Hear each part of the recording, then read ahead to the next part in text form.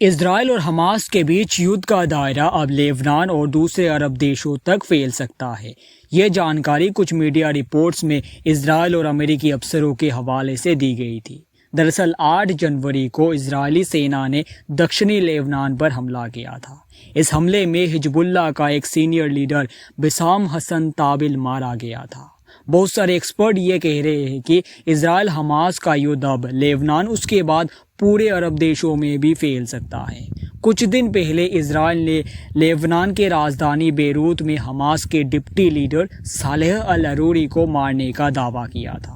New York times ने सोमवार यानी 8 जनवरी को रात में एक रिपोर्ट पब्लिश किया। लेबनान के अफसरों के हवाले से ये कहा गया कि इजरायली सेना के हमले में दूसरा कमांडर भी मारा गया और इसका असर पूरे गल्फ रीजन पर भी पड़ सकता है। इस अफसर ने कहा कि हमें आशंका है कि यह जंग अब पूरे अरब रीजन को अपनी चपेटे में ले सकता है। इस अफसर ने आगे कहा, हिजबुल्लाह का एक यूनिट इजराइल में घुसपैठ की तैयारी कर रही है और यह ठीक वैसा ही होने का खतरा है जिस तरह हमास ने 7 अक्टूबर 2023 को हमला किया था इजराइल के ऊपर। इजरायली बंधकों के परिवारों ने कुछ दिन पहले कतर की राजधानी दोहा में कतर के प्रधानमंत्री से मुलाकात की थी। उसके बाद इजरायली सरकार पर दबाव बढ़ रहा है कि वो बंधकों की रिहाई के लिए हमास से डील करे। दूसरी तरफ इजरायली सरकार ने यह साफ कह दिया है कि देश की सुरक्षा की कीमत पर हमास तो क्या दूसरे किसी अन्य आतंकी संगठन से किसी भी प्रकार का डील या फिर समझौता नहीं कर सकते, क्योंकि इस जंग में हमारे 200 सैनिक युद्ध में शहीद हो चुके हैं।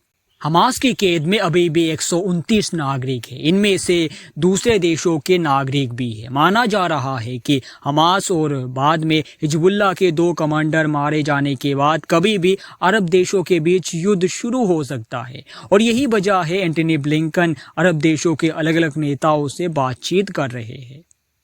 अमेरिका के विदेश मंत्री एंटनी ब्लिंकन जॉर्डन पहुंचे और जॉर्डन के राजा अब्दुल्ला से मुलाकात की।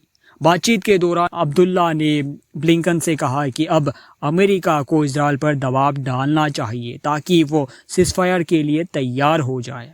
अगर ऐसा नहीं हुआ तो इसके नतीजे खतरनाक होंगे और इससे जंग का दायरा पूरे मिडिल ईस्ट तक फैल सकता है और ये बहुत खतरनाक होगा।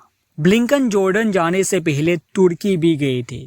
टर्की के प्रेसिडेंट रिसेप तैयप एर्दोगान ने इजराइल पर दबाव डालने की मांग की एंटनी ब्लिंकन से। इस पर अमेरिका के विदेश मंत्री एंटनी ब्लिंकन ने कहा है कि हालात को बिगाड़ने में सबसे बड़ा रोल ईरान का है, क्योंकि वो हमास, हूती, हिजबुल्लाह जैसे आतंकी संगठनों को हथियार, पैसा और अन्य तरीके से मदद भी करता है। इससे उनकी शक्तियों में बहुत वृद्धि भी हो जाती है। अमेरिका इस वक्त इजिप्ट, ग्रीस, टर्की के साथ कतर, जॉर्डन के संपर्क में है। पिछले कुछ महीनों से अमेरिका के राष्ट्रपति जो बाइडेन ने कहा था कि इजराइल को अपनी सुरक्षा का यानी पूरा हक है और अगर हमास अटैक को बंद नहीं करेगा तो इजराइल को रोकना बहुत मुश्किल का काम होगा। इस पर आपका क्या राय है हमें कमेंट में जरूर बताना और इस चैनल पर हम रोज़ विदेश नीति, अर्थव्यवस्थाओं के ऊपर हम चर्चा